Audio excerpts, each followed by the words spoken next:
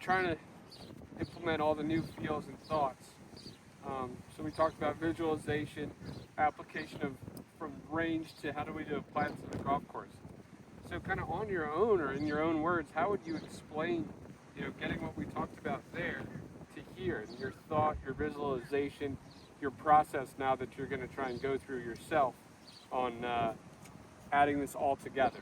Well, on the range, I can definitely spend some time practicing and kind of imagining myself on a tee box, creating a fairway, picking out a target, and trying to split it, trying to start my ball there, end it on my finishing target, kind of like when I walk into the first tee or any tee shot, stepping behind the ball, picking out my target on where it's starting, picking out my target on where it's finishing, using what's in front of me to see, okay, how am I going to manage this hole? Yeah.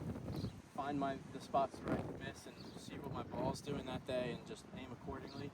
See it, feel it, trust it, get behind it, envision the shot, line up for that shot, and just try to commit to it as best as possible, especially on the tee shots. But when I'm at a position off the tee, learning how to hit those punch cuts, making sure I can get the ball not only carry a proper distance, like if I have to clear water, but to make sure I avoid all the trouble, committing to the shot, and just focusing on the contact and executing the shot at hand. Yeah. So, another thing too that we talked about, I think a really important thing for you to get this skill to transfer from the range to the course is really centralizing that feel. You did a really nice job when I started kind of referencing that left hand of it getting more vertical. Already we were able to change path on course. We seen that we could change our club path on the range relatively easy, but what kind of cue or what kind of feel can you say to yourself or give to yourself on the tee?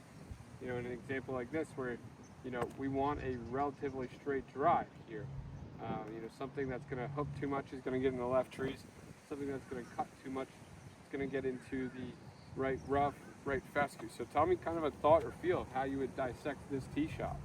So for this one, picking the right club would be important. If I can keep the driver straight and not be in trouble, I'd use it. But to avoid the overturn left, I'm just going to try to take my hands more away from me. And like we were working on, just trying to get that club left of my pocket, trying to make sure this handle doesn't really get too flippy. Yep. So, because if I get that flippy motion and I'm already aimed out to the right, I'm just going to miss into the trouble no matter what. But if I can keep that face a little bit more open, as long as my path is proper, I shouldn't miss it left, and I should be able to at least hit the spot I'm trying to aim at, miss in the right place, and hopefully hit that straight or anything a high draw with it. Yeah, so show me, tee one up here. Show me, I love that pre-shot feel of, addressing an imaginary golf ball.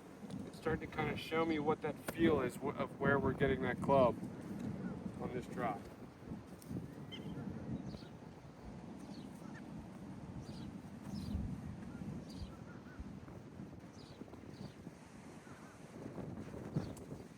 Good.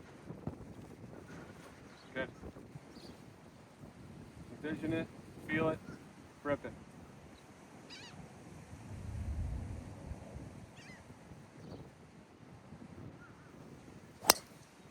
Beautiful.